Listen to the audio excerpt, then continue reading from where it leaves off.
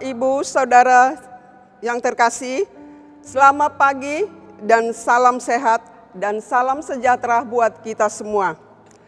Sebelum kita mendengar firman Tuhan, mari kita berdoa. Ya Tuhan Allah Bapa kami yang bertahta di kerajaan sorga, puji syukur kehadirat-Mu atas segala penyertaan-Mu. Kami boleh menikmati udara segar di pagi hari ini. Dan kami akan mendengar firman-Mu yang menguatkan iman percaya kami.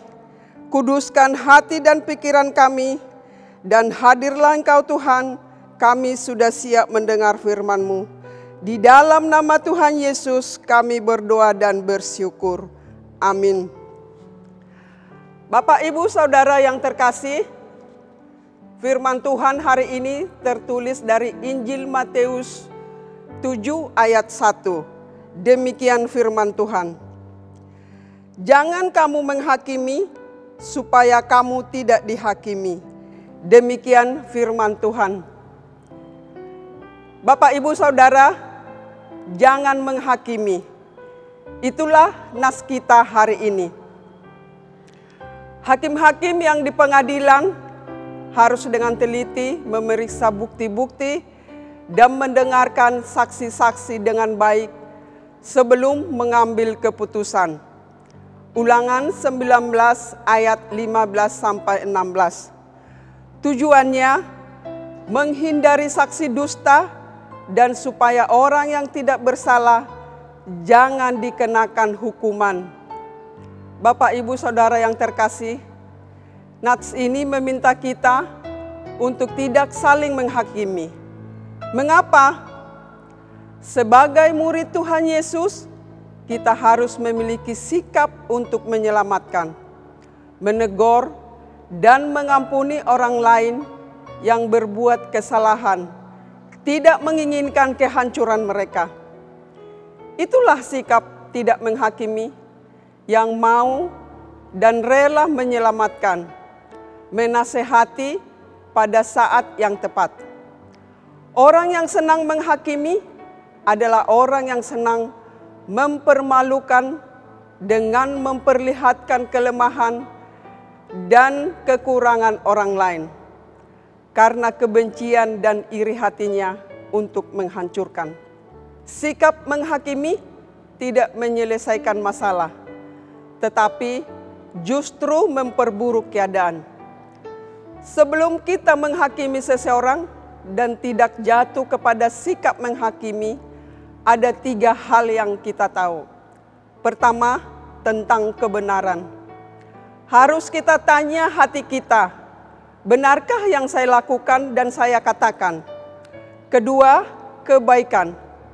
Apakah baik yang saya lakukan? Ketiga, kegunaan. Apakah berguna yang saya lakukan? Manusia sering tidak menyadari apa yang dilakukan dan dikatakan. Jangan kita melihat selumbar di mata orang lain, sedangkan balok di mata kita tidak kita lihat.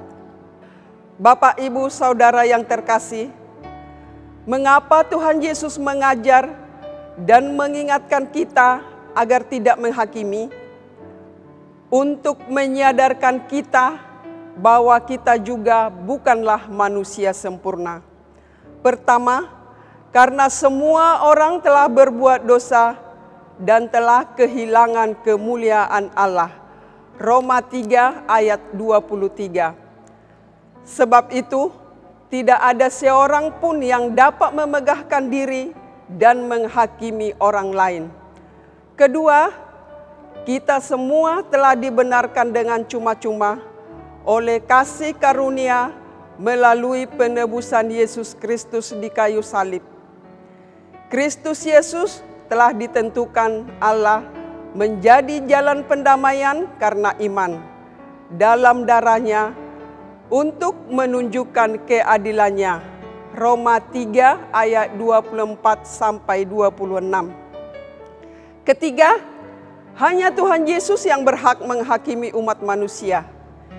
Dialah yang ditentukan Allah untuk menjadi hakim atas orang-orang yang hidup dan yang mati.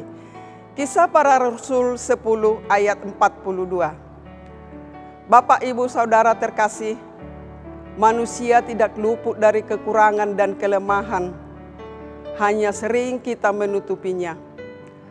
Hal ini sangat jelas dari nasihat Paulus yang mengatakan, "Hai manusia, siapapun juga engkau yang menghakimi orang lain, engkau sendiri tidak bebas dari salah.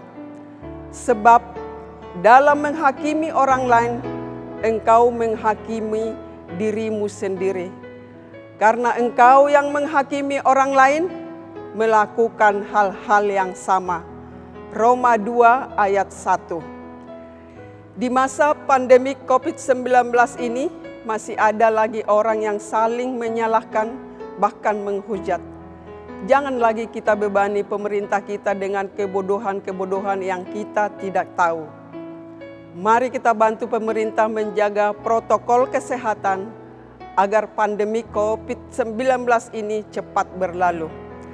Dan apapun kesalahan seseorang, jangan pernah menghakimi, karena kita tidak diberi hak dan kita bukanlah hakim yang adil.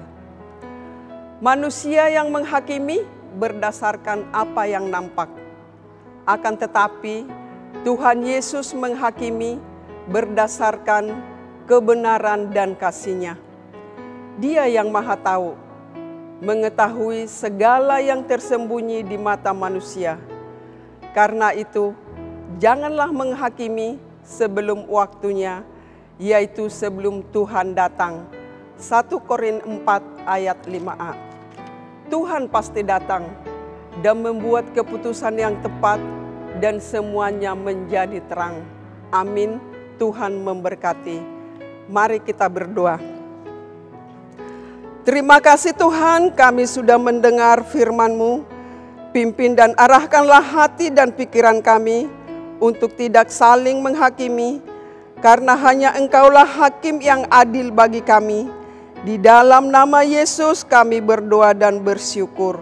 Amin.